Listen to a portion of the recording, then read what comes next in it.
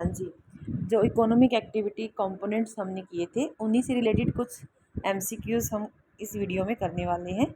तो जो पहला एमसीक्यूज़ हमारा है वो है, which of the following is a component of economic activity. Economic activity के कौन कौन से कंपोनेंट्स हैं?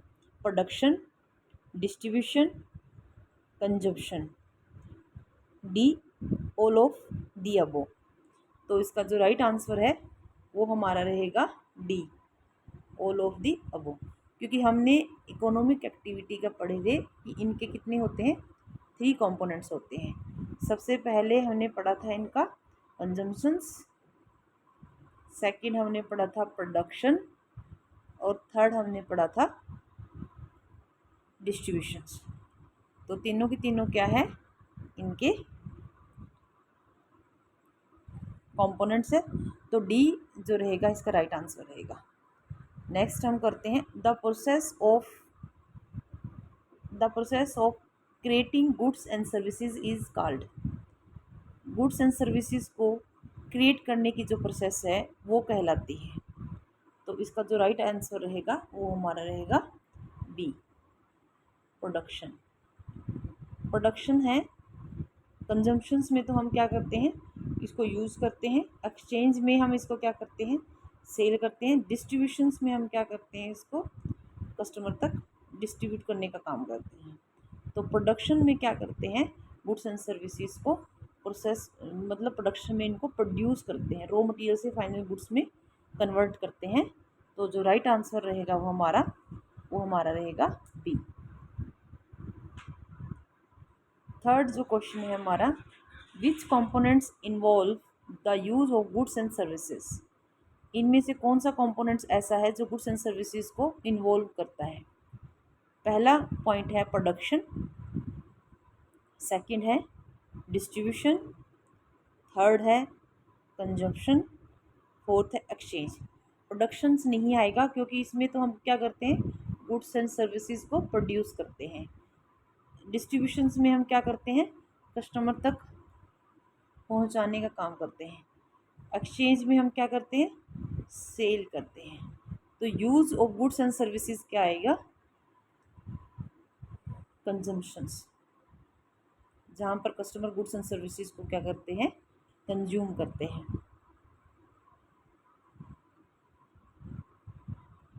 तो राइट आंसर रहेगा सी।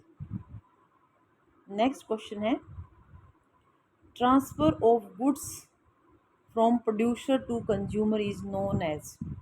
गुड्स और प्रोड्यूसर, मतलब प्रोड्यूसर कौन है, जो गुड्स को बनाता है, गुड्स को बनाता है वो प्रोड्यूसर है। कंज्यूमर क्या कौन है, जो उसको यूज़ करता है।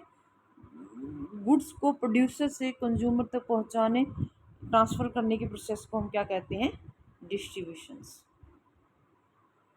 सी जो आंसर रहेगा वो हमारा राइट आंसर रहेगा। फिफ्थ क्वेश्चन है, buying and selling of goods is called. Goods और सर्विस की जब जब गुड्स को हम बाय करते हैं तो इसको हम सेल कहते हैं, और सेल को ही हम एक्सचेंज कहते हैं। मतलब एक पर्सन से अनदर पर्सन से अनदर पर्सन के साथ एक्सचेंज करना, जैसे प्रोड्यूसर से कंज्यूमर तक। तो ऐसे प्रोसेस को हम क्या कहते हैं, सेल कहते हैं। और यहाँ पर सेल से जो रेलेवेंट है वो हमारा एक्सचेंज ऑप्शन है, B. Which of the following is not a component of economic activity. Economic activity का कौन सा कंपोनेंट नहीं है, नोट है। तो हमें पता है नोट है। कंपोनेंट कौन कौन से हैं, सबसे पहले कौन सा था, कंजम्पशन, सेकंड क्या है, प्रोडक्शन, और थर्ड क्या था, डिस्ट्रीब्यूशन। तो 3 ऑप्शन हमने पढ़े थे, तो इनमें से कौन सा ऑप्शन नहीं है। अगर रिक्रिएशन की बात की जाए, ये इसका कंपोनेंट नहीं है, तो डी जो ऑप्शन है वो इसका राइट आंसर है।